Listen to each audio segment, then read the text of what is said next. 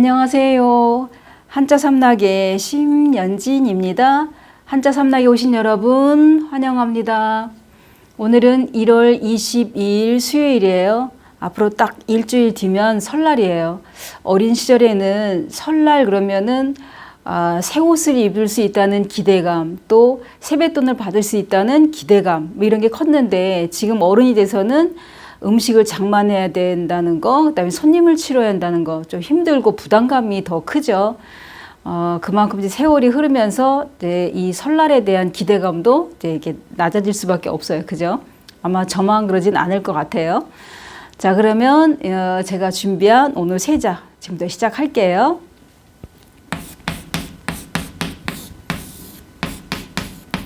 이거는 대통, 통.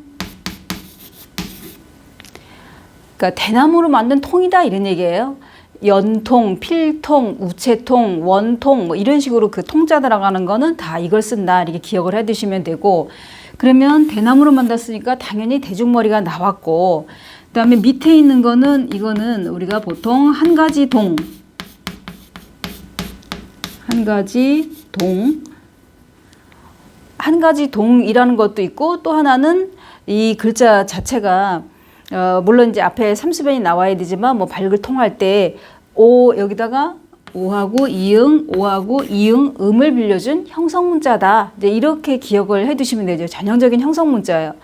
그러면 이 한 가지 동 같은 경우에는 우리가 보통 그 상갓집에 가게 되면, 장례식장에 가게 되면 이제 음식을 먹을 때 밑에 상보에 이렇게 비닐을 갖다 여러 겹을 이렇게 해놓고, 손님이 이제 가면은 그 비닐 싹 걷어서 치우고, 또 그 밑에는 또 새 비닐로 또 손님을 맞이하고 이렇잖아요. 그런 것처럼 이것도 마찬가지로 뭘 덮어놨는데 그것이 한 가지, 그러니까 그 크기 이런 것들이 똑같다. 이제 이렇게 기억을 해두시면 돼요.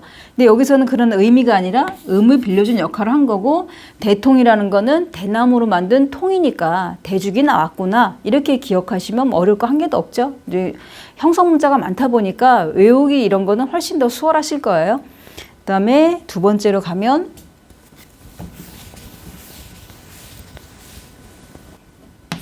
두 번째는 좀 획이 많죠. 이거는 채찍 편.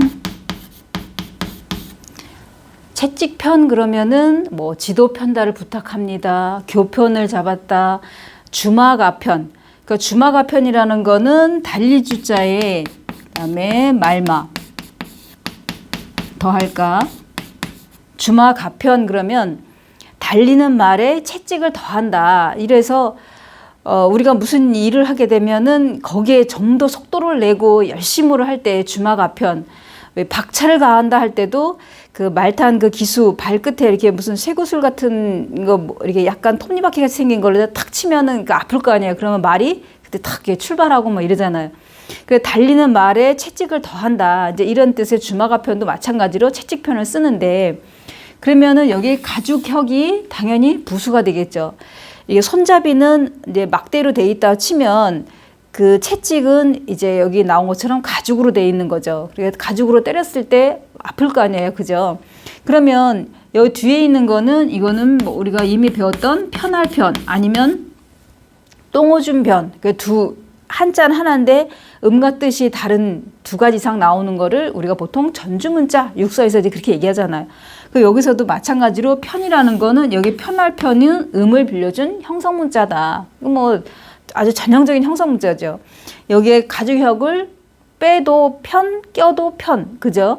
그래서 여기에 채찍편 할 때는 채찍이라는 건 그러면 가죽혁이 부수구나. 하나가 소리면 당연히 하나는 뜻이 되는 거죠. 부수가 되는 거죠.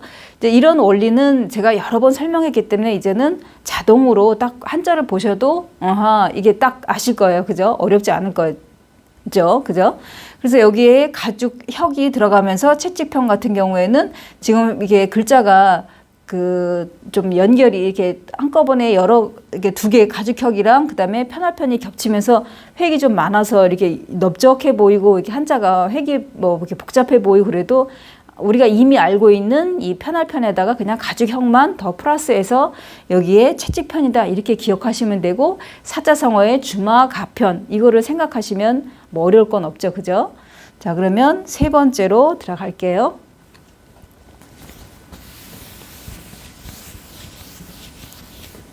세 번째 제가 이제 쓰는 거 한번 보세요. 이거는 이렇게 쓰고 그 다음에 이렇게, 이거는 여자희. 자, 이게 여자희 그러면 우리가 보통 이렇게 주로 많이 써요. 이거는 본자고 이거는 속자. 속자이면서 또 무슨 뜻이냐면 삼갈진 이렇게. 물론 이 글자는 우리가 보통 지금 이게 많이 써요. 속자로 많이 쓰고 여자희 그랬을 때 특히 여자애들 이름 중에 희자가 들어가면 거의 이거 많이 쓸 거예요. 물론 뭐 깃뿌리 쓰는 사람도 있고 뭐 여러 뭐 희자가 이거 한 뭐 발알희도 있고 많잖아요. 그죠? 그런데 보통 보면 희자 들어가면은 이 희자를 많이 쓰는데, 여자 희자를 많이 쓰는데 사람들이 이 속자를 주로 많이 사용하고, 그다음에 이거는 이제 본자 정자인데 그러면은 희자가 뒤에 있는 모습이 약간 다르잖아요. 그죠? 그러면은 여기 동그라미 친 이 부분 같은 경우에는 어떻게 설명이 되어 있냐면은 이 동그라미 친 부분은 그러니까 둘이다 이런 얘기인데, 둘은 어떤 둘을 말하느냐? 엄마의 젖가슴을 말한다 이렇게 설명이 되어 있어요. 그래서 본래는 이거는 또 뭐라고 설명이 되어 있냐면 주나라 때, 그러니까 주대에 왕씨의 성이다 이런 얘기예요. 우리가 조선시대 보면 이씨 성이었고 고려시대 때는 왕씨 이렇게 우리가 딱 역사적으로도 이렇게 기억을 하잖아요. 그죠? 그런 것처럼 주나라 때의 왕씨, 그러니까 왕족의 성이다, 왕의 성이다 이렇게 설명이 되어 있어요. 그러니까 자전에 그렇게 설명이 되어 있어요. 그래서 자전에 설명이 되어 있는 게 이 주나라 때의 그 왕의 성이고, 그 다음에 이거는 삼갈진이다 이렇게 써 있어요. 그 자전에는. 그럼 자원 설명에는 뭐라고 나오냐면 이 희자가 본래는 주나라 민족의 성씨였지만은 나중에 부인의 이칭, 그러니까 다른 이게 칭호다 이런 얘기죠. 부인의 이칭으로 쓰였다 이렇게 써 있어요. 그래서 이거는 여자 희자 같은 경우에는 대표 훈음은 여자 희지만은 또 뭐라고 나오냐면 천자의 딸, 그 다음에 왕후이라고 써 있고, 또 하나는 앉을거. 한자는 지금 우리가 대표 훈음은 희 이거지만은 음과 뜻이 다른 게 왕후이, 벌써 음이 다르죠. 이건 희인데, 아니면 앉을 거 이렇게 앉는다 그러면 이게 주나라 때의 왕씨의 어떤 그 성이다 보니까 성씨다 보니까 권좌에 앉아 있는, 이제 왕좌에 앉아 있는 그런 모습을 상상하시면 되고, 왜냐하면 근데 지금 우리에게 익숙한 거는 무희, 그러니까 춤추는 여자를 무희 그러잖아요. 여기에다가 춤춘 무자를 이렇게 딱 써놓고, 무희 그러면 춤추는 여자예요. 좀 전에도 말씀드린 것처럼 어떤 부인의 이칭이다 이렇게도 써있지만, 원래 그 자전적인 설명에서는 뭐라고 나오냐면 왕후 아니면 천자의 딸, 그 다음에 앉는다 이런데, 이게 그냥 우리가 이런 땅바닥에 앉는 거나 의자에 앉는 그런 게 아니라 왕좌에 앉는, 이제 그거를 말한다 이렇게 설명이 되어 있어요. 그러니까 지금은 단순히 이름자에 많이 쓰이고 단어로는 이 무희라는 거 말고는 우리 귀에 익숙한 단어는 별로 없어요. 그죠? 그렇지만은 우리가 상식적으로 생각할 때는 주로 이 이름자에 많이 쓰인다.